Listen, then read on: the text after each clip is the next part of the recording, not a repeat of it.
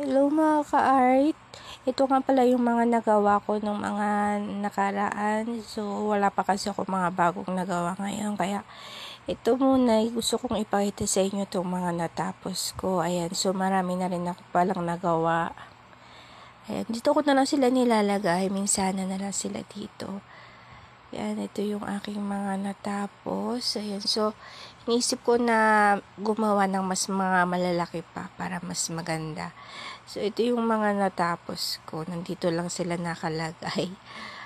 Ayan. So, okay naman siya. Yung iba, medyo na ano na kasi ng hangin. Kaya na laglag na yung mga iba. So, ito sila. Ayan. Hanggang ngayon is okay pa naman sila. Naka-display lang sila dito. Yung iba dito is binigay ko na doon sa pamangkin ko kasi binigay niya doon sa kanyang teacher nung Teacher's Days yun. So, ito na lang yung mga natira. Ayan.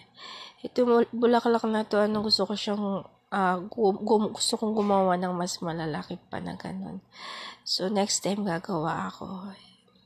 So, ito na yung aking mga natapos. Ito yung mga nauna. And medyo nabasa kasi ito. Kaya medyo na yung kanyang